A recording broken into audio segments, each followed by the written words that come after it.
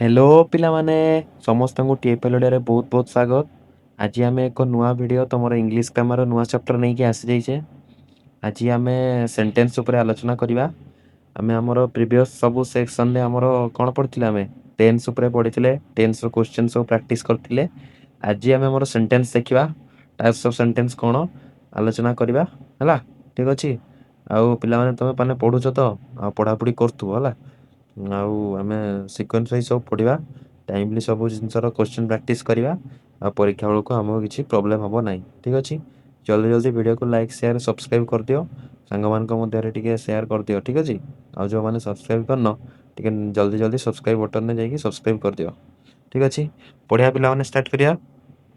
तो आज हम देखिए व्हाट इज सेंटेंस। आम ओडिया ग्रामर पढ़ी आम वाक्य कौन एटा आम आज इंग्लिश ग्रामर पढ़ा व्हाट इज सेंटेंस वाक्यर इंग्राजी फॉर्मूला सेंटेंस।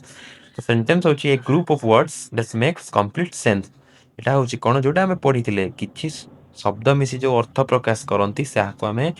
शब्द व पद मिसिकी संपूर्ण अर्थ प्रकाश करती वाक्य कहते तुम ओडिया ग्रामर पढ़ी से इंग्लिश ग्रामर लिखाई a group of words that makes complete sense. A group of words that makes complete sense बुझी पारल। तापरे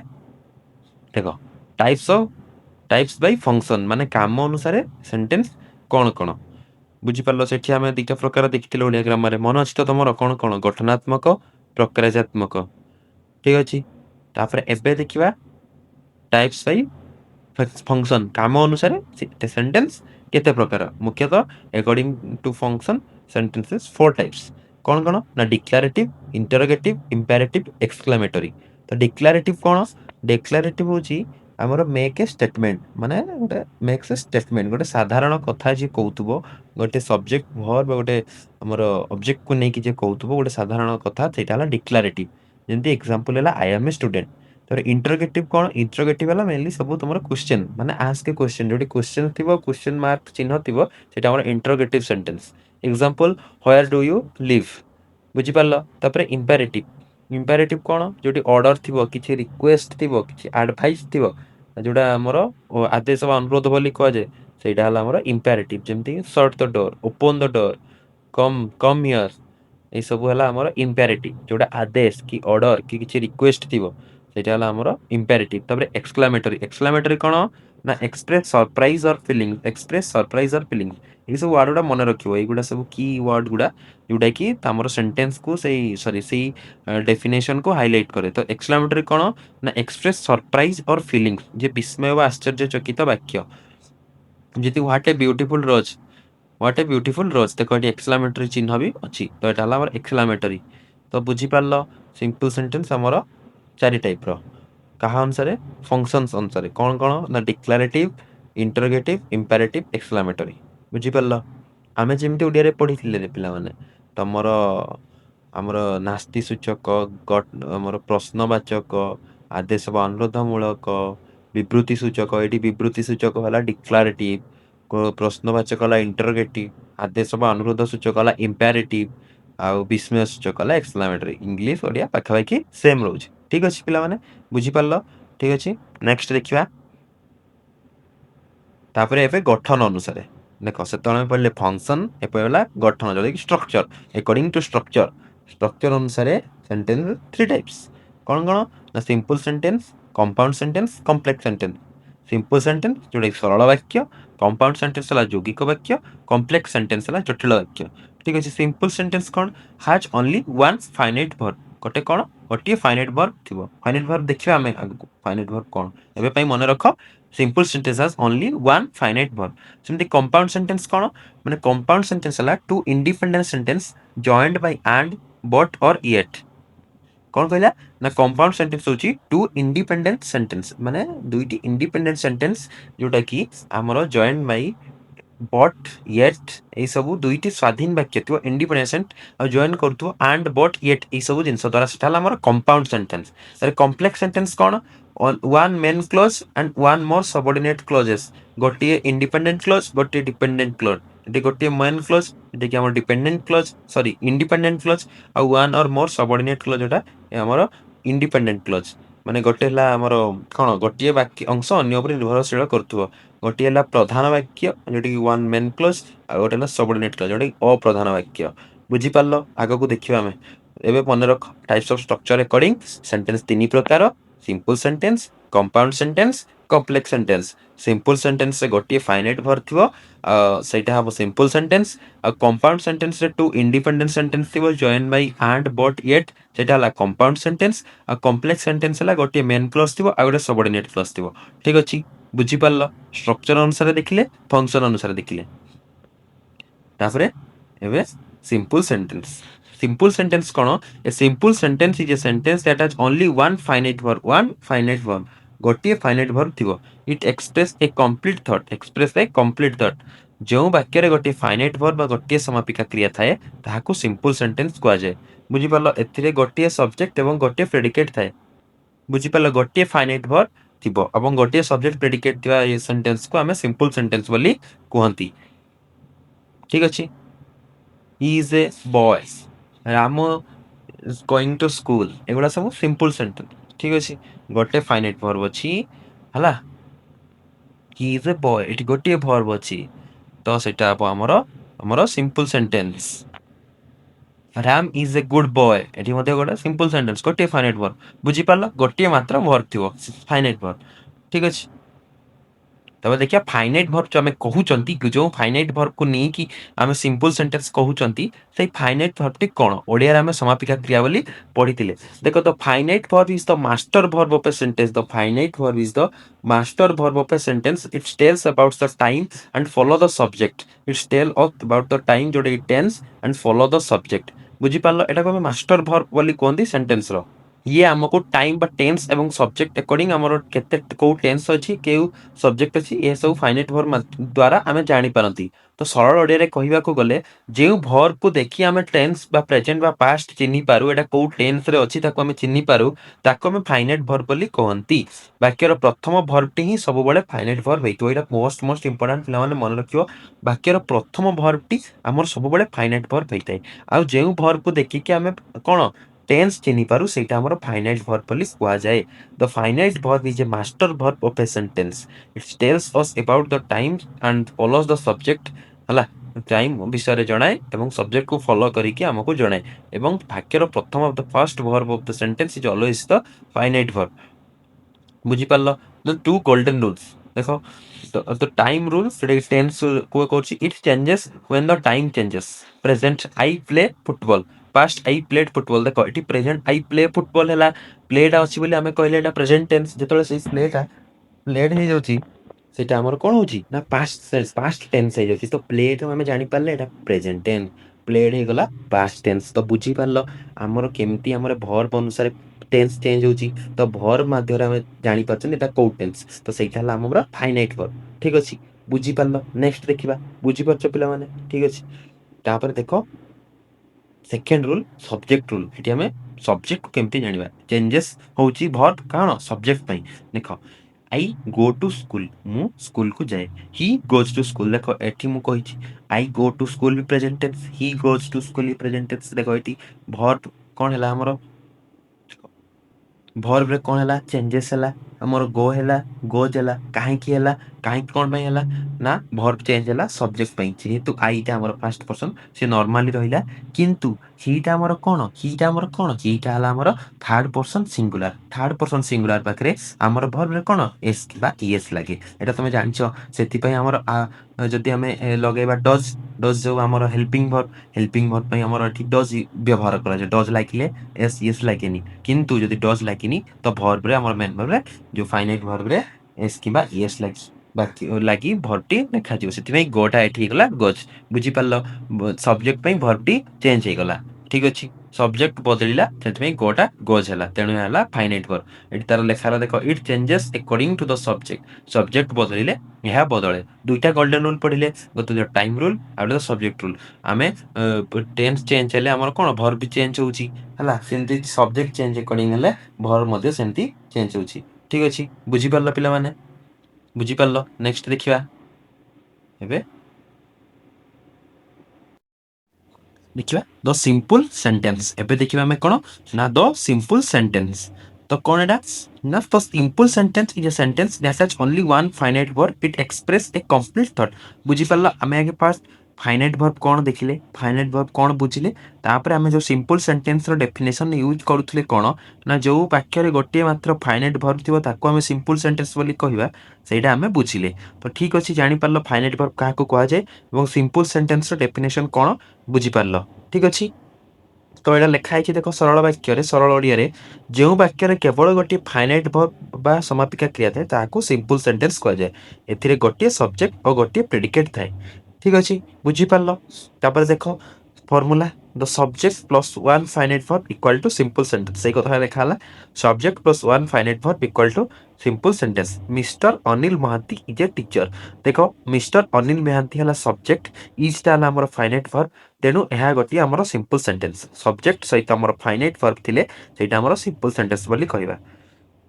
तापरे हाउ टू फाइंड इट किपरि हमें चिनिबा जति वाक्य रे एक दुईटी रु तीनटा अधिक वर्ब थिबो तेबे हमें कोडा फाइनाइट वर्ब कहबा तो फास्ट वर्ब जो थिबो सेटा सब बळे हमर फाइनाइट वर्ब बोली हमें कहबा वाक्य रे जेतेटा भी वर्ब थाउ जबुटु फास्ट वर्ब होछि हमर फाइनाइट वर्ब तापर जेतिकी सब वर्ब रहिला सब हला नॉन फाइनाइटिव वर्ब सब हमर नॉन फाइनाइटिव फास्ट हला फाइनाइटिव वर्ब तापर रेस्ट जेतिकी रहिला नॉन फाइनाइट वर्ब बोली हमें कहबा बुझी पारलो देखो गोटे example he is playing eighty is टा जेहेतु हमर फास्ट रे अछि तो इज टा हमर फाइनाइट वर्ब प्लेइंग टा मध्ये गोटे वर्ब प्लेइंग टा जेहेतु द्वितीय वर्ब तेनु एटा हमर नॉन फाइनाइट वर्ब ठीक अछि दे हैव बीन वर्किंग देखो सबुटरु वर्ब अछि हमर हैव अछि बीन अछि वर्किंग अछि जेहेतु हैव टा प्रथमे अछि तेनु हैव टा हमर finite verb then been working टा जेहेतु हमर सेकंड रे अछि ता हमर नॉन फाइनाइट वर्ब्स बुझी पारलो पिला माने ठीक अछि बुझी पारलो प्रथम वर्ब को फाइनाइट वर्ब कहबा तापर बीन और वर्किंग जो अछि सेटु कमे नॉन फाइनाइट वर्ब्स कहबा ठीक अछि तापरे देखो four faces of simple sentence जो पढ़िला में तार चारोटी हमें कौन देखिबा चारोटी पार्ट देखिबा फोर फेसेस देखिबा फर्स्ट रे डिक्लेरेटिव जोटा एक साधारण कथा कोए तापर इंटरोगेटिव जे प्रश्न पचारे जोटा हमें क्वेश्चन मार्क देखो सेटा इंटरोगेटिव देखो चिन्ह अछि क्वेश्चन मार्क रो तर इंपेरेटिव जोटी किछि आदेश वा अनुरोध वा किछि ऑर्डर दिया जे सेटा ला इंपेरेटिव जोटी एक्सक्लेमेटरी जोटा आश्चर्य प्रकाश करे तो declarative example Cuttack is on Mahanadi रोटे सिंपल सेंटेंस साधारण जे कथा कोए इंटरोगेटिव जे क्वेश्चन को विषय किछि पचारे what are you looking for गोटे क्वेश्चन मार्क चिन्ह थिबो प्रथम डब्ल्यूएच वर्ड थिबो सेटा हला इंटरोगेटिव सेंटेंस तबे इंपेरेटिव रे हमर किछि ऑर्डर थिबो किबा आदेश थिबो किछि रिक्वेस्ट थिबो सेटा हला हमर imperative Jayanti short the door एटा गोटे ऑर्डर सेटा हला imperative eighty short the door eighty सब बळे हमर कोन सब्जेक्ट टा लुक काइत अवस्था रे माने लुचि करी थाए बुझी पारलो इंपेरेटिव रे हमर सब्जेक्ट सब बळे यू को बोली माने कि चला जाए किंतु यू कोटी लेखा जाए नाही ठीक अछि देखिबो सेटा गोटे भलो जिंस सब्जेक्ट जोटी न थाए सब्जेक्ट लुचि कि थाए सेटा हला इंपेरेटिव सेंटेंस बोली हमें कहि परिबा तबे हला एक्सक्लेमेटरी कोन जोटरे गोटे आश्चर्य जिंस बा एस्टोनिशमेंट गोटे सरप्राइज्ड को से गोटे आश्चर्यचकित को प्रकाश करतो सेटा हला एक्सक्लेमेटरी जेंति हाउ ब्यूटीफुल सी सिंग्स तापर गोटे एक्सक्लेमेटरी चिन्ह मध्ये अछि सेटा हमर एक्सक्लेमेटरी बोली हमें कहबा ठीक अछि बुझी पारलो पिला माने four faces of simple sentence बुझी पारलो नेक्स्ट देखिबा एबे अछि डिक्लेरेटिव सेंटेंस द विवृति मूलक वाक्य व्हाट इज इट यह कोन a declarative sentence is a sentence that makes a statement it tells about us a fact गोटे फैक्ट विषय कहउतबो एन ओपिनियन किछि ओपिनियन ऊपर कहउतबो एवं किछि इंटेंशन ऊपर कहउतबो किछि फैक्ट्स कहउतबो किछि ओपिनियन ऊपर कहउतबो किछि इंटेंशन ऊपर कहउतबो ठीक अछि बुझी पारलो सरल वाक्य रे लिखले कोन ना जेउ वाक्य किछि सूचना दिए कोन सत्य कथा कहबा काहार मतामत बुझाए ताहाको डिक्लेरेटिव सेंटेंस कहा जाए जो वाक्य किछि सूचना दिए कोनोसी सत्य कथा कहे किंबा काहार मतामत बुझाए ताहाको डिक्लेरेटिव सेंटेंस बोली कहा जाए तो शेषरे सबले फुल स्टॉप लगा जाए शेषरे सबले फुल स्टॉप लगा जाए ए जिंसडी मन रखिबो डिक्लेरेटिव डेफिनेशन को मन रखि दबो पिला माने इंग्लिश डेफिनेशन को तमे देखो एठी बोथ इंग्लिश ओडिया रे दिया होची तमे जिंसडी इजीली बुझी परियो एवं पाठ तमर English grammar Odia grammar same अछि तो समय गोटे वीडियो रो तमे both English grammar Odia grammar रो जिनस सब इजीली बुझी परिबो एवं मन रखि परिबो तमे टी इंग्लिश रो डेफिनेशन पढ देलो ता तळे ओडिया रो भी डेफिनेशन पढी देले तो ओडिया ग्रामर रे सेटा कैमरा आसी जिवो तो सेति में बोथ इंग्लिश एवं ओडिया कंबाइन करके पीपीटी रे ऐड करछु ठीक अछि बुझी परलो डिक्लेरेटिव सेंटेंस का को जाय नेक्स्ट देखिबा तापरे अछि हमरो the five master patterns five master patterns of कार डिक्लेरेटिव सेंटेंस केमिति ढांचारे डिक्लेरेटिव सेंटेंस को फॉर्म करा जाए तार वाला फाइव मास्टर पैटर्न्स पांचटी मुख्य गठन शैली रही कौन कौन प्रथम कहले कि सब्जेक्ट वर्ब प्रथम रहिबो सब्जेक्ट वर्ब केमती ना द विंड ब्लोज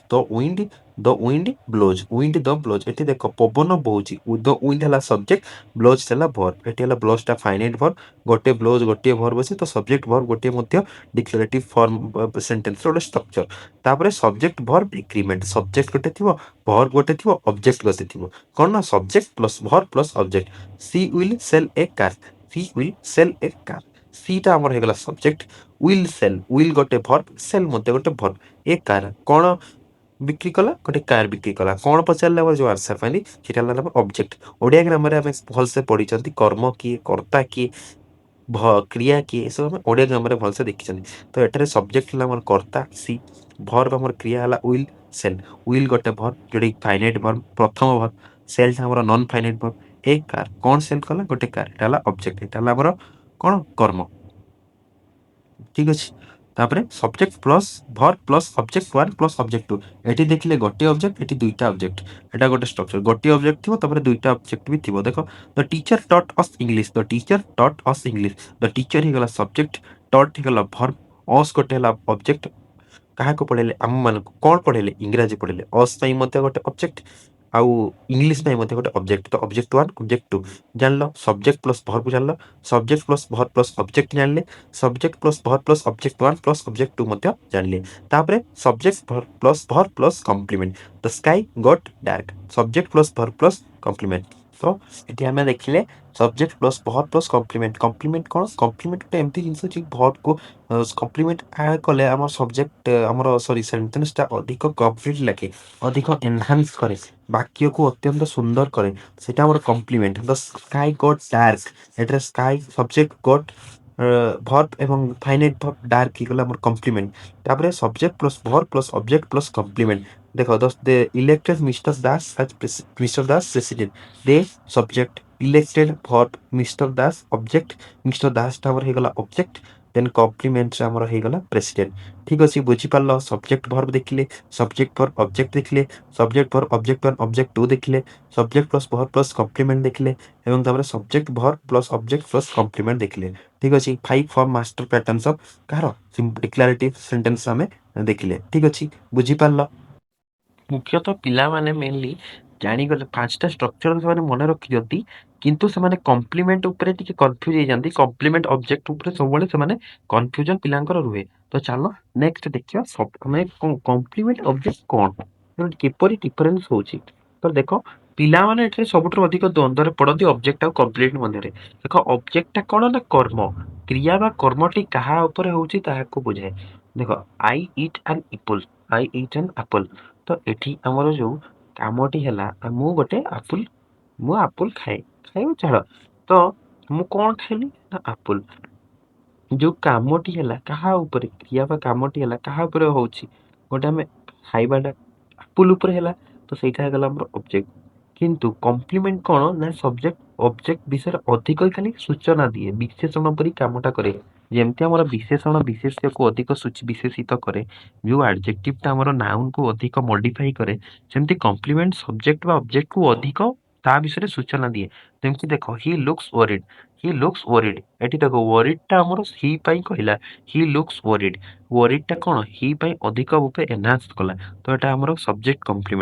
पई कॉम्प्लीमेंट टा यूज हला तापर देखो सब्जेक्ट वर्ब जो तापर अछि वी फाउंड हिम डेड एटी subject plus verb plus object plus complement एटी सब्जेक्ट हला वी वर्ब हला फाउंड ऑब्जेक्ट हला हिम डेड हला कॉम्प्लीमेंट एटी ऑब्जेक्ट हिम कहीं गेला आमे काहा को मृत पाइलु ना तांकू हिम सेति पई लागिला ऑब्जेक्ट तो डेड कॉम्प्लीमेंट हला डेड देखो डेड शब्दटी हिम रो अवस्था को कहिला हिम को अत्यधिक एनहांस कला तो सेति पई हला object complement complement mainly subject पई बसे एवं ऑब्जेक्ट पई बसे कॉम्प्लीमेंट अत्यधिक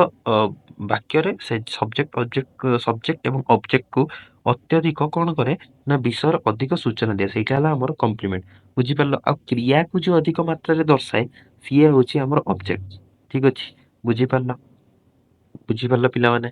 नेक्स्ट देखिबा तापर देखो गुटे एटा मन रखिया जिंसटा बहुत बहुत इंपोर्टेंट कोन अछि हमर जो आमे कहले कौन ना subject plus verb plus object one plus object two दुईटा ऑब्जेक्ट थिले आमे कोउटा को ऑब्जेक्ट चिन्हिबा हमर मुख्यतः इनडायरेक्ट ऑब्जेक्ट एवं डायरेक्ट ऑब्जेक्ट रही थाए। तो इनडायरेक्ट ऑब्जेक्ट कौन ना जोटा कि प्रायतः जड़े व्यक्ति को दर्शाउथबो कौन ना गोटे व्यक्ति को दर्शाउथबो अस मी हिम। आ डायरेक्ट ऑब्जेक्ट कौन जोटा कि हमर प्रायतः गोटे जिंस को दर्शाउथबो गोटे नॉन लिविंग थिंग को दर्शाउथबो इंग्लिश पार्सल टेंपल। आ जोटा गोटे जीवित जिंस को बा लिविंग जिंस को मनुष्य को बा प्राणी किछि दर्शाउथबो सेटा इनडायरेक्ट ऑब्जेक्ट। और डायरेक्ट ऑब्जेक्ट है गोटे जिनिस को दर्शाउथबो। ठीक अछि बुझी पारला पांचटा स्ट्रक्चर फाइव पैटर्न्स बुझी पारला। देन हमें ऑब्जेक्ट कंप्लीटली डिफरेंस देखि पारले ऑब्जेक्ट और कॉम्प्लीमेंट कौन ऑब्जेक्ट है हमर कामटी केमती होची जो क्रिया ऊपर जे फोकस करूची सी हला ऑब्जेक्ट और कॉम्प्लीमेंट हला सब्जेक्ट और ऑब्जेक्ट को जे अधिक विषय सूचना करूची सी हला हमर कॉम्प्लीमेंट। तापर इनडायरेक्ट ऑब्जेक्ट डायरेक्ट ऑब्जेक्ट देखले इनडायरेक्ट ऑब्जेक्ट हला गोटे व्यक्ति को दर्शाइला डायरेक्ट ऑब्जेक्ट हला हमर गोटे जिंस को दर्शाइला। ठीक अछि बुझी पारला पिला माने नेक्स्ट देखिबा चलो तापरे एबे देखिबा इंटरोगेटिव सेंटेंस प्रश्नवाचक चिन्ह सॉरी प्रश्नवाचक वाक्य। तो कौन व्हाट इज इट यह कौन ना interrogative sentence is a sentence asked used to ask a question and interrogative sentence is a sentence used to ask a question. सब बड़े वाक्य को भांगी भांगी पड़ियो पिला माने ई भांगी भांगी ताऊ पढ़िले जिंसटा इजी अब बुझिया पई एवं मन रखिया पई।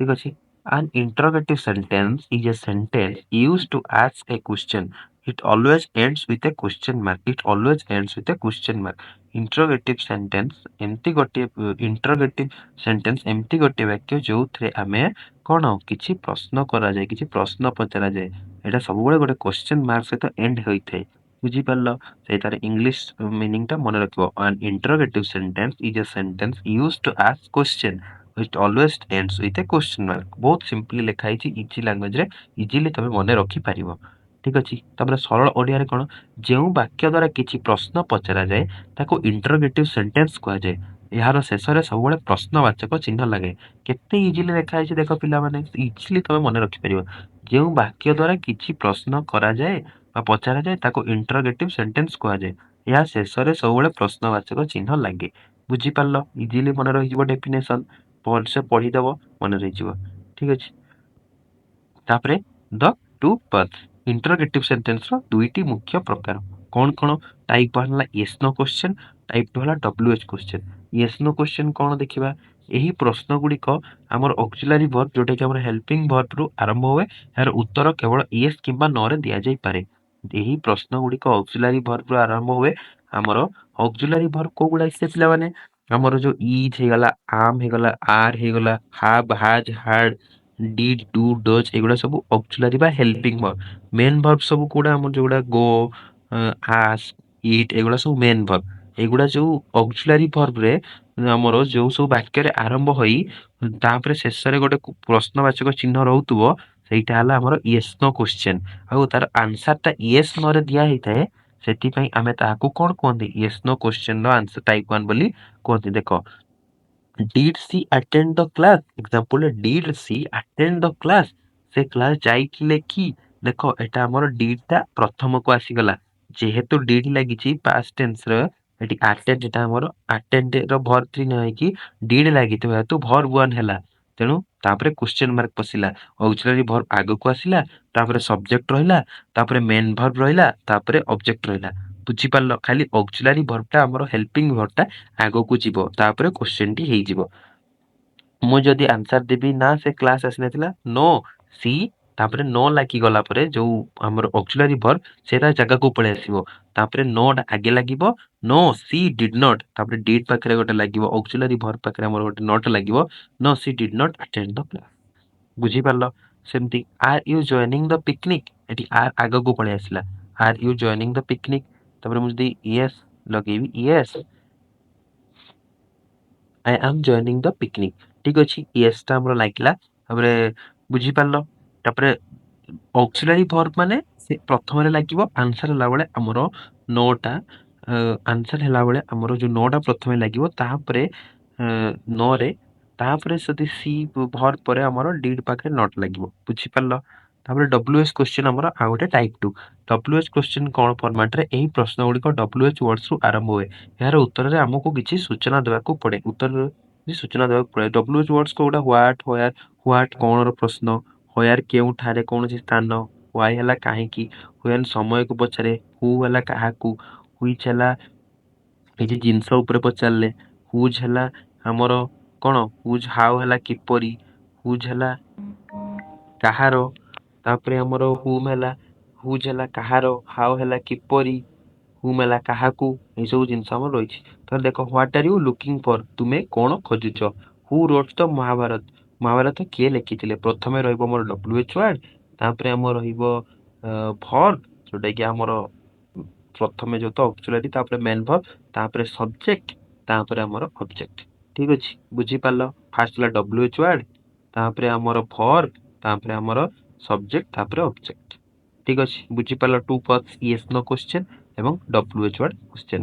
ବୁଝିପାରିଲ। ୟେସ୍ नो ରେ ଆମର ଅକ୍ସିଲାରୀ ଭର୍ବ ଆଗରେ ରହିବ, ତାପରେ କ୍ୱେଶ୍ଚନ ଫର୍ମ ହବ। ସେମିତି WH ରେ ଆଗେ WH ୱାର୍ଡ ସବୁ ରହିବ। ଠିକ ଅଛି, ବୁଝିପାରିଲ। ନେକ୍ସଟ ଦେଖିବା। ତାପରେ ହାଉ ଟୁ ଫର୍ମ, ସାଧାରଣ ବାକ୍ୟକୁ ପ୍ରଶ୍ନବାଚକ କରିବା ପାଇଁ ହେଲ୍ପିଂ ଭର୍ବକୁ ସବୁବେଳେ ସବଜେକ୍ଟ ଆଗକୁ ଅଣାଯାଏ। ଦେଖ ସାଧାରଣ ବାକ୍ୟରୁ ଆମେ କେତେବେଳେ କେମିତି କ୍ୱେଶ୍ଚନ କରିବା, ସେତେବେଳେ ଆମର ଯୋଉ ହେଲ୍ପିଂ ଭର୍ବ, ଯୋଉ ଅକ୍ସିଲାରୀ ଭର୍ବ ରହିଛି, ତାକୁ ପ୍ରଥମକୁ ଆଣିବା। ୟେସ୍ नो ଟାଇପ ର କରିବା। You are happy, are you happy, are କୁ ଖାଲି ପ୍ରଥମକୁ ଅଣା ହେଲା, ତାପରେ ଯାହା ଅଛି ସେମିତି ଲେଖିଦେଲେ। ଠିକ ଅଛି, ବୁଝିପାରିଲ ପିଲାମାନେ। ଅକ୍ସିଲାରୀ ଭର୍ବକୁ ପ୍ରଥମକୁ ଆଣିକି ତାପରେ ଗୋଟେ କ୍ୱେଶ୍ଚନ ମାର୍କ ଚିହ୍ନ ବସେଇଦବା, ସରିଲା, ଆମର ଖେଳ ଖତମ ହେଇଯିବ। ଏଇଟା ଆମର ହେଲ୍ପିଂ ଭର୍ବ ଯୋଉଟା ଅକ୍ସିଲାରୀ ଭର୍ବ ସେଇଟା। ଠିକ ଅଛି, ତାପରେ ଦେଖିବା। ଏବେ ଦେଖିବା ଦ ଇମ୍ପେରେଟିଭ ସେଣ୍ଟେନ୍ସ, ଆମର ଆଦେଶ ବା ଅନୁରୋଧ ମୂଳକ ବାକ୍ୟ। What is it? An imperative sentence it use to give orders, make request, give advice or make suggestion। ନା imperative sentence ଆମର କଣ ନା imperative sentence used to give orders, make request, give advice or make suggestion। କିଛି order ଦଉଥିବ, କିଛି request କରୁଥିବ, କିଛି advice ଦଉଥିବ ଏବଂ କିଛି ସଜେସନ ଦଉଥିବ। ଦେଖ ନା କଣ ଲେଖା ହେଇଛି ନା ଯେଉଁ ବାକ୍ୟ ଦ୍ଵାରା କିଛି ଆଦେଶ ବା ଅନୁରୋଧ ବା ଉପଦେଶ ବା ଚେତାବନୀ ଦିଆଯାଏ ତାକୁ ଇମ୍ପେରାଟିଭ ସେଣ୍ଟେନ୍ସ କୁହାଯାଏ। କିଛି ଆଦେଶ ଦିଆ ହଉଥିବ, କିଛି ଅନୁରୋଧ ଦିଆ ହଉଥିବ, କିଛି ଉପଦେଶ ବା ଚେତାବନୀ ଦିଆଯାଏ ତାକୁ ଇମ୍ପେରାଟିଭ ସେଣ୍ଟେନ୍ସ କୁହାଯାଏ। ଠିକ ଅଛି, ବୁଝିପାରିଲ। ତାପରେ ତାପରେ ତାର 9ଟି ଫେସ୍ ଅଛି। ଦେଖ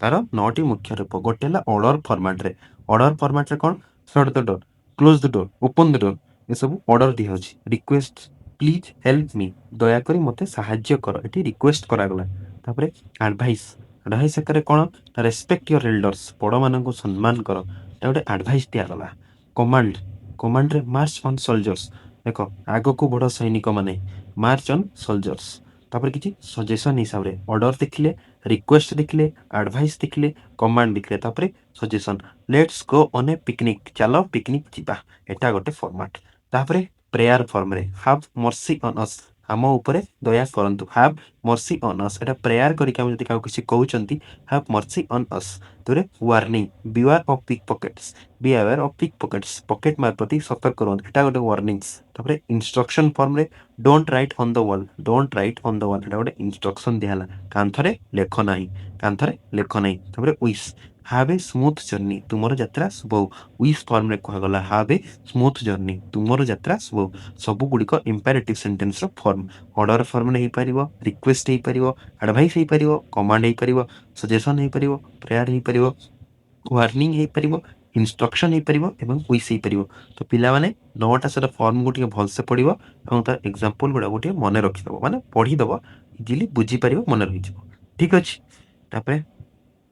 ତାର 4 ପାୱାରଫୁଲ ରୁଲ୍ସ। 4 ପାୱାର ରୁଲ୍ସ କଣ, 4ଟି ମୁଖ୍ୟ ନେବ ନା ଫାର୍ଷ୍ଟ ହେଲା ଦ ଇନଭିଜିବଲ ସବଜେକ୍ଟ, ଯୋଉ କଥା ମୁଁ ତମମାନଙ୍କୁ କହୁଥିଲି। ଏହି ବାକ୍ୟରେ ଆମକୁ ସବଜେକ୍ଟ ଦେଖାଯାଏନି, ସବଜେକ୍ଟ ଲୁଚି କରିଥାଏ। ଏହି ବାକ୍ୟରେ ସବଜେକ୍ଟ ସବୁବେଳେ କିଏ ହେଇଥାଏ, ୟୁ ହେଇଥାଏ। ସବଜେକ୍ଟ ସବୁବେଳେ କିଏ ହେଇଥାଏ, ୟୁ, କିନ୍ତୁ ତା ଉୟ ବା ହିଡେନ ରହେ। ସିଟ୍ ଡାଉନ ଯୋଉ ଆମେ କହିଲେ, ସଟ୍ ଦ ଡୋର, ଏଠି ୟୁ ଟା ସବୁବେଳେ ସବଜେକ୍ଟ ହେଇଥାଏ। ତ ଇନଭିଜିବଲ ସବଜେକ୍ଟ ଆମେ କୁହନ୍ତି, ସେତେବେଳେ ସବୁବେଳେ ୟୁ ଏଠି ସବଜେକ୍ଟ ହବ ବୋଲି ମନେ ରଖିଥିବ। ତାପରେ ଦ ଭର୍ବ ୱାନ୍ ଷ୍ଟାର୍ଟ, ଏହି ବାକ୍ୟ ସବୁବେଳେ ଭର୍ବର ବେସ୍ ଫର୍ମରୁ ଆରମ୍ଭ ହୁଏ, ଭର୍ବ ଠାରୁ ହିଁ ବାକ୍ୟଟି ଆରମ୍ଭ ହୁଏ। ୟୁ କୁ ତ ଆମେ ସବଜେକ୍ଟକୁ ଲୁଚି କରି ରହିଥାଏ ବ୍ୟବହାର କରନ୍ତିନି, ତେବେ ଭର୍ବରେ ଏଟା ଆରମ୍ଭ ହୁଏ। ତ ଭର୍ବର ବେସ୍ ଫର୍ମ ଭର୍ବ ୱାନ୍ ରୁ ଆରମ୍ଭ ହୁଏ।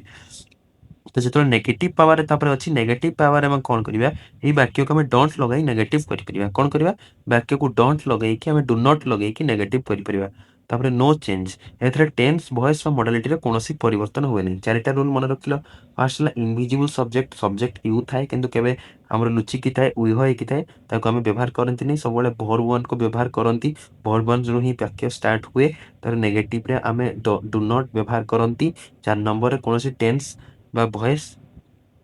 हमर मॉडलिटी चेंज हुए नहीं ठीक है चारिटा नियम मन रखिबो हला तापरे तापरे तो एक्सक्लेमेटरी सेंटेंस तो एक्सक्लेमेटरी सेंटेंस विस्मय सूचक वाक्य एक्सक्लेमेटरी सेंटेंस कौन ना exclamatory sentence express strong feelings of admiration admiration surprise Joy और sorrow कौन कौन कहला एडमिरेशन सरप्राइज जॉय और sorrow प्रशंसा किछि सरप्राइज किछि जॉय जोटा कि हमर आश्चर्य किबा सरप्राइज जॉय हला खुशी sorrow किछि दुख এই ସବୁ ଜିନିଷକୁ ପ୍ରକାଶ କରିଦବ ସେଟା ହେଲା exclamatory sentence it always ends with an exclamation mark it's always end with an exclamation mark ଗୋଟେ ବିସ୍ମୟ ସୂଚକ ଚିହ୍ନ ଏକ୍ସକ୍ଲାମେଟରୀ ଚିହ୍ନ ଦ୍ୱାରା ସବୁବେଳେ ଏଣ୍ଡ ହଉଥିବ ସେଟା ହେଲା ଆମର ଏକ୍ସକ୍ଲାମେଟରୀ ସେଣ୍ଟେନ୍ସ ଓଡ଼ିଆରେ ଦେଖ ଯେଉଁ ବାକ୍ୟ ଦ୍ୱାରା ମନର ଗଭୀର ଆବେଗ ଆଶ୍ଚର୍ଯ୍ୟ ଖୁସି କିମ୍ବା ପ୍ରଶଂସା ପ୍ରକାଶ କରାଯାଏ ଗଭୀର ଆବେଗ ଆଶ୍ଚର୍ଯ୍ୟ ଖୁସି କିମ୍ବା ପ୍ରଶଂସାକୁ ପ୍ରକାଶ କରାଯାଏ ତାକୁ ଏକ୍ସକ୍ଲାମେଟରୀ ସେଣ୍ଟେନ୍ସ ବୋଲି କୁହାଯାଏ ବୁଝିପାରିଲ ଏକ୍ସକ୍ଲାମେଟରୀ ସେଣ୍ଟେନ୍ସର ଡେଫିନେସନ ଅଲୱେଜ ଆଡମିରେସନ ସରପ୍ରାଇଜ ଜୟ ଏବଂ ସରକୁ ପ୍ରକାଶ କରୁଥିବ ଏବଂ ଗୋଟେ ଏକ୍ସକ୍ଲାମେସନ ମାର୍କରେ ଏଣ୍ଡ ହଉଥିବ ସେଇଟା ହେଲା ଆମର ଏକ୍ସକ୍ଲାମେଟରୀ ସେଣ୍ଟେନ୍ସ ବିସ୍ମୟ ସୂଚକ ବାକ୍ୟ ଠିକ ଅଛି ବୁଝିପାରିଲ ପିଲାମାନେ ଦେଖିବା ତାର ତାର ଟୁ ପାୱାର ଷ୍ଟାର୍ଟସ କେମିତି ଆମେ ତାକୁ ଆରମ୍ଭ କରିବା ଇଂରାଜୀରେ ବିସ୍ମୟ ସୂଚକ ବାକ୍ୟ ଗଢ଼ିବା ପାଇଁ ଆମେ ମୁଖ୍ୟତଃ ଦୁଇଟା ଜିନିଷ ବ୍ୟବହାର କରିଥାଉ ହ୍ୱାଟ ଏବଂ ହାଉ କଣ ହ୍ୱାଟ ଏବଂ ହାଉ ଫାର୍ଷ୍ଟ ହେଲା ୟୁଜିଂ ହାଉ ଫର୍ମୁଲାରେ ଦେଖ ହାଉ ରେ ପ୍ରଥମେ ରହିବ ତାପରେ ଆଡଜେକ୍ଟିଭ ରହିବ ତାପରେ ସବଜେକ୍ଟ ରହିବ ତାପରେ ଭର୍ବ ରହିବ ହାଉ ଆଡଜେକ୍ଟିଭ ସବଜେକ୍ଟ ଭର୍ବ ଦେଖ ସେ କେତେ ସୁନ୍ଦର ଭାବରେ ଗାଉଛି ହାଉ ବ୍ୟୁଟିଫୁଲି ସି ସିଙ୍ଗ୍ ସେଠି ଯୋଉ ତାର ଗୁଣକୁ ଆମେ ପ୍ରକାଶ କଲେ ହାଉ ମାଧ୍ୟମରେ ପ୍ରକାଶ କଲେ ହାଉଟା ହେଲା ଏଠି ଆମର ପ୍ରଥମ ବ୍ୟବହାର ହେଲା ଆଡଜେକ୍ଟିଭଟା ହେଲା ବ୍ୟୁଟିଫୁଲି ଆମେ ଲେଖିଲେ ସି ହେଲା ସବଜେକ୍ଟ ସିଙ୍ଗ ହେଲା ଭର୍ବ ଶବ୍ଦ ମନେ ରଖିବ ହାଉ ସହିତ ଆମେ ଆଡଜେକ୍ଟିଭ ଲଗେଇବା ତାପରେ ସବଜେକ୍ଟ ଲଗେଇବା ତାପରେ ଭର୍ବ ତାପରେ ଏକ୍ସକ୍ଲାମେଟରୀ ଚିହ୍ନଟା ମଷ୍ଟ ଏକ୍ସକ୍ଲାମେଟରୀ ଚିହ୍ନ ନହେଲେ ବାକ୍ୟଟି ସମ୍ପୂର୍ଣ୍ଣ ଭୁଲ ହେଇଯିବ ଠିକ ଅଛି ତାପରେ ୟୁଜିଂ ହ୍ୱାଟ ପାଇଁ ହ୍ୱାଟ ଲଗେଇଲା ପରେ ଏ ଆନ୍ ଲାଗିଲା ପରେ ଆଡଜେକ୍ଟିଭ ତାପରେ ନାଉନ ତାପରେ ସବଜେକ୍ଟ ତାପରେ ଭର୍ବ ଏଠି ହ୍ୱାଟ ଏ ଆନ୍ ଆମର ଲାଗୁଛି ଦେଖ ହ୍ୱାଟ ଆନ୍ ଏକ୍ସଲେଣ୍ଟ ହେଲା ଆମର କଣ adjective singer C is what ଆନ୍ ଏକ୍ସଲେଣ୍ଟ ସିଙ୍ଗର ସି ଇଜ୍ ସେ କିପରି ଜଣେ ଚମତ୍କାର ଗାୟିକା ଏକ୍ସଲେଣ୍ଟ ହେଲା ଆଡଜେକ୍ଟିଭ ସିଙ୍ଗରଟା ହେଲା ଆମର ନାଉନ ସିଟା ହେଲା ସବଜେକ୍ଟ ଇଜଟା ହେଲା ଭର୍ବ ହାଉ ଏବଂ ହ୍ୱାଟକୁ ନେଇକି ତମେ ଜାଣିପାରିଲ ତାର ବ୍ୟବହାର କେମିତି ମନେ ରଖିଦବ ତାର ଷ୍ଟ୍ରକ୍ଚରଟା ହାଉକୁ ଲଗେଇଲେ ଆମେ how plus adjective plus subject plus verb ଆଉ ହ୍ୱାଟ ଲଗେଇଲେ ହ୍ୱାଟ ସହିତ a an plus adjective plus noun plus subject plus verb ଏଠି ଆମର ଏ ଆନ୍ ଏକ୍ସଟ୍ରା ରହୁଛି ଏବଂ ଗୋଟେ ନାଉନ ମଧ୍ୟ ଏକ୍ସଟ୍ରା ରହୁଛି ଏଠି ହେଲା ହାଉରେ ଆମର କିଛି ଏ ଆନ୍ ରହୁନି ଖାଲି ଆଡଜେକ୍ଟିଭ ରହୁଛି ଠିକ ଅଛି ଦେଖିଲ ମନେ ରହିଲା ତାପରେ ଦ ଟ୍ରାନ୍ସଫର୍ମେସନ ଟ୍ରିକ୍ ଦେଖ ବାକ୍ୟରେ ଆମେ କେମିତି ଡିକ୍ଲାରେଟିଭକୁ ଏକ୍ସକ୍ଲାମେଟରୀ କରିବା ଆସ ଦେଖ ଟେବୁଲଟି ଆମର ଇମ୍ପୋର୍ଟାଣ୍ଟ ଜିନିଷଟି ବହୁତ ଇମ୍ପୋର୍ଟାଣ୍ଟ ଟିକେ ଭଲସେ ଦେଖ ପିଲାମାନେ ହେଲା ଡିକ୍ଲାରେଟିଭ ଅଛି ହି ଇଜ୍ ଭେରି ଷ୍ଟୁପିଡ ଆମେ ଏକ୍ସକ୍ଲାମେଟରୀ କରିବା ଷ୍ଟୁପିଡ ମାନେ ଆମେ ଏଠି ତାର ଗୁଣକୁ ଦର୍ଶାଉଛନ୍ତି ଗୁଣ ଅଛି ମାନେ ଆମେ କଣ କରିବା ହାଉ ମାଧ୍ୟମରେ ଦେଖିବା ହାଉ ଲେଖିଲି ମୁଁ ହାଉ ଉପରେ ମୁଁ କହିଛି ଆଡଜେକ୍ଟିଭ ହାଉ ଉପରେ ଆଡଜେକ୍ଟିଭ ହେଇଯିବ ଷ୍ଟୁପିଡ ହେଲା ଷ୍ଟୁପିଡ ଏଟା ଆମର ଆସିଗଲା ତାପରେ ହିଟା ସବଜେକ୍ଟ ଇଜଟା ହେଲା ଭର୍ବ ତ ଦେଖ ଏଠି ହାଉଟା କେମିତି ୟୁଜ ହେଲା ନା କିଛି ଆଡଜେକ୍ଟିଭ ଥାଏ ଯଦି କିଛି ଆଡଜେକ୍ଟିଭ ଥାଏ ଆମେ ତାକୁ ହାଉ କରିବା ଯୋଉ ଗୁଣ ଦର୍ଶାଇଲେ ସେଟା ହେଲା ହାଉ ଯଦି କିଛି ନାଉନ ବା କିଛି ଲୋକ ଥାନ୍ତି ସେଠି ହେଲା ଆମର କିଛି ନା ଥାଏ ସେଠି ଆମର ହ୍ୱାଟ ହବ ଯେମିତି ଦେଖ ହି is a very stupid boy ତାପରେ ବୟ ଯେତେବେଳେ ଲାଗିଗଲା ଏଠି ହ୍ୱାଟ ହେଇଗଲା ହ୍ୱାଟ ପରେ ଏ ଆସିଗଲା ହ୍ୱାଟ ଏ ଷ୍ଟୁପିଡ ଆସିଗଲା ଆଡଜେକ୍ଟିଭ ବୟ ଆସିଗଲା ନାଉନ ହି ଇଜ ଆସିଗଲା ହି ପରେ ସବଜେକ୍ଟ ଇଜ ହେଲା ଭର୍ବ ଏକ୍ସକ୍ଲାମେଟରୀ ଲାଗିଗଲା ତାପରେ ଦେଖ ଦ ଫ୍ଲାୱାର ଇଜ ଭେରି ବିୟୁଟିଫୁଲ ଏଟା ବିୟୁଟିଫୁଲ ଗୋଟେ ଗୁଣ ଏଟା ଆମର ଆଡଜେକ୍ଟିଭ ତ ଏଠି ଆମର ହାଉ ଲାଗିବ ହାଉ ପରେ କଣ ଲାଗିବ ବିୟୁଟିଫୁଲ ଆଡଜେକ୍ଟିଭ ତାପରେ ଦ ଫ୍ଲାୱାର ହେଲା ସବଜେକ୍ଟ ଇଜ ହେଲା ଭର୍ବ ମନେ ରହିଲା ଇଟ୍ is a very beautiful flower ଏଠି ଆମର ବିୟୁଟିଫୁଲ ପରେ ଫ୍ଲାୱାରଟା ନାଉନ ହିସାବରେ ବ୍ୟବହାର ହେଇଛି ତ ଏଠି ଆମେ ହ୍ୱାଟ ଲଗେଇବା ହ୍ୱାଟ ତାପରେ ଏ କିମ୍ବା ଆନ୍ ଏ ତାପରେ ଆସିଯିବ ଆଡଜେକ୍ଟିଭ ବିୟୁଟିଫୁଲ ତାପରେ ଆସିଯିବ ନାଉନ ତାପରେ ଫ୍ଲାୱାର ତାପରେ ଇଟ୍ ହେଲା ସବଜେକ୍ଟ ଇଜ ହେଲା ଭର୍ବ ଦେଖ ବୁଝିପାରିଲ ହ୍ୱାଟ୍କୁ ଆମେ ଲଗେଇଲେ ମନେ ରହିଲା ଯୋଉଠି ଆଡଜେକ୍ଟିଭ ଫର୍ମରେ ଥିବ ସେଇଠି ହେଲା ହାଓ ତାପରେ ଯୋଉଠି ନାଉନ୍ ଫର୍ମରେ ଥିବ ସେଇଠି ଆମର ହ୍ୱାଟ୍ ବୁଝିପାରିଲ ତାପରେ ଦ ଗୋଲ୍ଡେନ୍ ରୁଲ୍ ଏଇଟା ମନେ ରଖିବ ଏକ୍ସକ୍ଲାମେଟରୀ ବାକ୍ୟକୁ କେବେ ବି ନାହିଁ କରାଯାଇ ପାରିବନି ଆମେ କହିପାରିବାନି କି how beautiful she does not she exclamatory ଆମେ କେବେ ନେଗେଟିଭରେ ୟୁଜ୍ କରିପାରିବାନି କାରଣ ଆମେ ସବୁବେଳେ ଗୋଟେ ଜିନିଷକୁ ଆଶ୍ଚର୍ଯ୍ୟ ଆମେ ଦେଖୁଛନ୍ତି ଆଷ୍ଟୋନିମେଣ୍ଟ ହେଇକି ଗୋଟେ ଜିନିଷକୁ ଆମେ ପ୍ରଶଂସା କରୁଛନ୍ତି ତ ସେଠାରେ କେବେ ନେଗେଟିଭ ଫର୍ମ ନଥାଏ ଏଇ ଜିନିଷଟି ସବୁବେଳେ ମନେ ରଖିବ ବାକ୍ୟରେ ଯଦି ତମକୁ ଦଉଛି କି ମାନେ କ'ଣ ଏକ୍ସକ୍ଲାମେଟରୀ ନେଗେଟିଭ ଫର୍ମ ଦଉଛି ସେଟା ଅଲୱେଜ ରଙ୍ଗ ସେ ବାକ୍ୟରେ ଏକ୍ସକ୍ଲାମେଟରୀ ସେଣ୍ଟେନ୍ସ କେତେବେଳେ ବି ନେଗେଟିଭ ଫର୍ମରେ ହେଇପାରିବ ନାହିଁ ବୁଝିପାରିଲ ଏକ୍ସକ୍ଲାମେଟରୀ ସେଣ୍ଟେନ୍ସ କ'ଣ ତାର ଷ୍ଟ୍ରକ୍ଚର କେମିତି ଆମେ ଫର୍ମ କରିବା ହାଉ ଆଉ ହ୍ୱାଟ୍କୁ ନେଇକି ଏବଂ ତାହା କେବେ ନେଗେଟିଭ ଫର୍ମରେ ହେଇପାରିବ ନାହିଁ ଠିକ ଅଛି ନେକ୍ସଟ ଦେଖିବା ଏବେ ଦେଖିବା ଦ କମ୍ପାଉଣ୍ଡ ସେଣ୍ଟେନ୍ସ କ'ଣ ଦ କମ୍ପାଉଣ୍ଡ ସେଣ୍ଟେନ୍ସ ତ କମ୍ପାଉଣ୍ଡ ସେଣ୍ଟେନ୍ସ କ'ଣ ନା ଆମର ଏଇଟା ହେଉଛି ଯୌଗିକ ବାକ୍ୟ ତ ହ୍ୱାଟ୍ ଇଜ୍ ଇଟ୍ ନା a compound sentence is made of 2 or more independent clauses joined by a coordinator. A compound sentence is made up of 2 or more independent clauses. ହେଲା ଦୁଇଟା ଇଣ୍ଡିପେଣ୍ଡେଣ୍ଟ କ୍ଲୋଜେସକୁ ନେଇକି ଯେଉଁ ସେଣ୍ଟେନ୍ସ ଫର୍ମେସନ୍ କରାଯାଏ ତାହାକୁ ଆମର compound sentence କୁହନ୍ତି ସରଳ ଓଡ଼ିଆରେ କହିବାକୁ ଗଲେ ଯେତେବେଳେ ଦୁଇଟି ସ୍ୱାଧୀନ ବାକ୍ୟକୁ ଯେଉଁ ଦୁଇଟି ଇଣ୍ଡିପେଣ୍ଡେଣ୍ଟ କ୍ଲୋଜେସକୁ ଏକ କଞ୍ଜକ୍ସନ୍ ଦ୍ୱାରା ଯୋଡ଼ାଯାଏ ତାହାକୁ କମ୍ପାଉଣ୍ଡ ସେଣ୍ଟେନ୍ସ କୁହାଯାଏ ଠିକ୍ ଅଛି नेक्स्ट तार स्ट्रक्चर देख तार main close plus coordinate close जो दुईटा आमर क्लोज रहिबो जो दुईटा इंडिपेंडेंट क्लोज रहिबो गोटे हला मेन क्लोज आ गोटे हला कोऑर्डिनेट क्लोज तो दुईटा को किए जोड़िला ना गोटे कोऑर्डिनेटर से कोऑर्डिनेटरटा को हमें कोन कंजक्शन बोली कहबा तो मेन क्लोजटा हला प्रथम स्वाधीन वाक्य कोऑर्डिनेट क्लोजटा हला द्वितीय स्वाधीन वाक्य जहाँ कंजक्शन परे थाए और कोऑर्डिनेटर हला जो शब्द गुड़िक वाक्य को जोड़े ताको हमें कोऑर्डिनेटर बोली कहती बुझिपार पिला माने main close plus coordinator plus coordinate close एटा हला कंपाउंड सेंटेंस रो स्ट्रक्चर नेक्स्ट अच्छी तार कॉमन कोऑर्डिनेटर देख कोऑर्डिनेटर फर्स्ट है एंड कौन यूज हुए ना एडिशन ने जो किसी जिन ऐड करती से एंड को व्यवहार करती he came and stayed for a week he came and he stayed for a week से आसिला एवं किसी गोटे सप्ताह पर्यंत रहा एंड आम एडिशन कले तापर बट येट स्टिल है गोटे किसी जिन कंट्रास्ट विपरीत दिगरे कहले जमती कि he is rich yet he is unhappy he is rich yet he is unhappy जेटा किसी कंट्रास्ट कला तार एगेन्स्ट कहला विपरीत कहला केमती और अदरवाइज कौटी है चॉइस से यूज है चॉइस कौन जमती कि वर्क हार्ड और else you will fail work hard और एल्स यू विल फेल भल माने कठिन परिश्रम कर ना तुम फेल हो गोटे चॉइस रे कहला और अदरवाइज सेमती देयरफॉर आउ सॉट आर रिजल्ट जे फलाफल he was ill therefore he stayed home he was ill therefore he stayed at home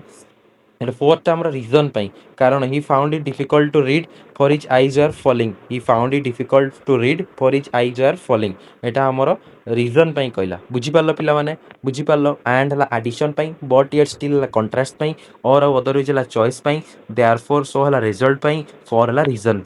ठीक अच्छे तापर किसी आमर कोऑर्डिनेटर जोटा कि किसी कंजक्शन सब किसी पेयर होती था आम को रिलेटिव्स बोली कहुए किसी कंजक्शन सब पेयर होती था आम को रिलेटिव्स बोली कहुए कौन कहुए को रिलेटिव्स देखे जमी आइदर और गोटे कौन आइदर और गोटे को रिलेटिव्स कंजक्शन आइदर और पेयर होती अच्छा यह कि आइदर यू लिव और I will either you live और आई विल नाइदर नॉर यह नुहे कि ताहा नुहे he neither return the goods nor paid the bill he neither return the goods nor paid the bill बुझिपार सेमती नॉट ओनली बटल्स केवल एति नुहे नुहे बरं ताहा भी he not only like the house but also but it he not only like the house but also but it not only but also तारे both and he can both sing and act he can both sing and act एटा हला उभय क्षेत्र में तो either और neither nor not only but also both and एगुड़ा आमर सब कोरिलेटिव कंजक्शन एगुड़ा आमर पेयर होकी थांती ठीक अच्छे बुझिपार तापर आमर अच्छी इंपोर्टाट रूल्स कौन ना बोथ एंड को आम नेगेटिव फॉर्म में केबे यूज करें आ कोरिलेटिव सब दुईटी सामान जिनस को जोड़ी था बोथ एंड को आम के नेगेटिव फॉर्म में यूज करें के नेगेटिव फॉर्म में यूज करें आ कोरिलेटिव्स आम दुईटी जिनस को सब जोड़ी था बुझिपार ठीक अच्छे नेक्स्ट देखा तापर अच्छी द कम्प्लेक्स सेंटेंस जोटा कि आम जटिल वाक्य बोली कहती what is it A complex sentence is consist of one independent clause which is main clause and at least one dependent clause which is the subordinate close A complex sentence is consist of one independent clause and at least one or more independent clause जोटा कि आम complex sentence आम कहते गोटे independent close थी आउ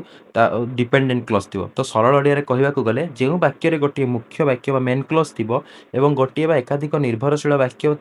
subordinate close जो जोमाने कि मेन क्लॉज ऊपर डिपेंडेंट हेकी थिबे ताको हमें कॉम्प्लेक्स सेंटेंस कुआ जाय। हमर कंपाउंड रे कोन थिला कंपाउंड रे हमर दुईटा सारा इंडिपेंडेंट थिला केही का ऊपर डिपेंडेंट हो नथिले किंतु कॉम्प्लेक्स सेंटेंस रे हमर गोटी इंडिपेंडेंट क्लॉज थिबो आ गोटी डिपेंडेंट क्लॉज थिबो माने डिपेंडेंट क्लॉज टा डिपेंड हेतिबो हमर इंडिपेंडेंट ऊपर बुझी पारलो कॉम्प्लेक्स सेंटेंस रे गोटी इंडिपेंडेंट क्लॉज आ गोटी डिपेंडेंट क्लॉज ठीक अछि बुझी पारलो कॉम्प्लेक्स सेंटेंस रो कंपाउंड सेंटेंस मते फरक टा कोन कंपाउंड रे दुईटा सारा इंडिपेंडेंट हेतिबो दुईटा सारा मेन क्लॉज हेतिबो किंतु कॉम्प्लेक्स रे गोटी मेन क्लॉज आ गोटी डिपेंडेंट क्लॉज हेतिबो बुझी पारलो नेक्स्ट जिबा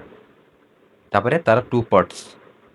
तार दुईटा पार्ट देख main clause subordinate clause main clause है स्वाधीन बा इंडिपेंडेंट क्लॉज यह एक निजे संपूर्ण अर्थ प्रकाश करे जहाँ आम द किंग बोली कहती कौन कहती द किंग बोली सेमती द सबऑर्डिनेट क्लॉज है निर्भरशील जोटा कि आमर किसी मुख्य वाक्य बिना अर्थ संपूर्ण हो पारनि द हेल्पर बोली आम कहती जी कि मेन क्लॉज सहित ही जोड़ी रही है मेन क्लॉज बिना वाक्यटी संपूर्ण हो पारनि तो मेन क्लॉज है आम स्वाधीन वाक्य सबऑर्डिनेट क्लॉज है निर्भरशील वाक्य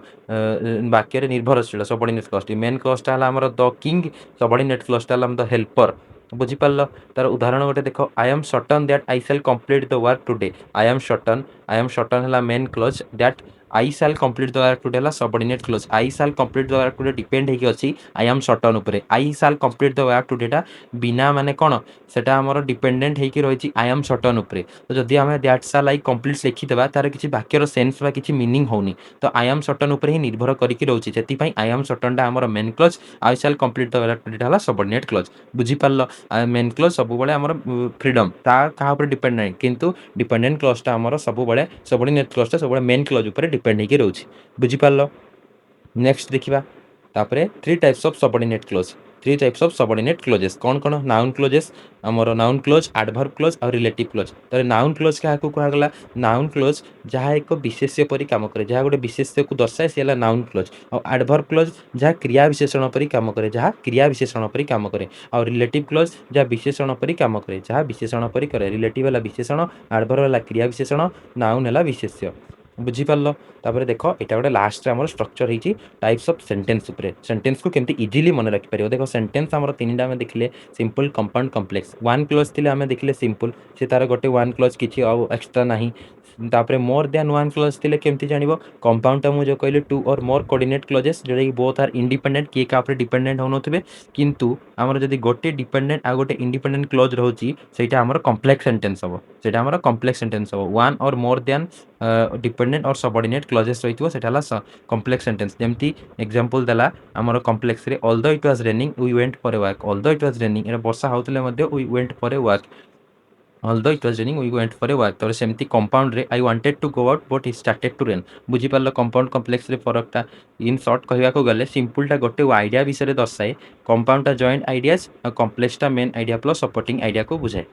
कौन कहली मु सिंपलटा गोटे वन आइडिया को बुझाए कंपाउंड आमर जॉइंट आइडिया को बुझाए और कॉम्प्लेक्सटा main idea plus supporting idea को बुझाए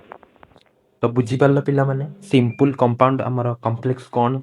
आमर सेंटेंस आम देखिले सेंटेंस फॉर्म देखिले सिंपल सब फॉर्मूला देखिले डिक्लारेटिव इंटरोगेटिव आमर एक्सक्लेमेटरी सब देखिले आउ सब किसी बुझीपार भिडियोटी को भलसे देखिए प्रथम शेष जाए देख भलसे बुझीपार जिनस गुड़िक आउ बाकी रिमेनिंग तुम तापर पढ़ी सारा भिडियो देखी सारा तुम टे तुम बुक रु जाइए पढ़ीदब आउ तुम टे पढ़ीदे कनसेप्टा आउ टे बेसी भलसे क्लीयर हो ठीक अच्छे बुझीपार आज ये रखा पुणी देखा नेक्स्ट वीडियो ठीक अच्छे पे रही थैंक यू।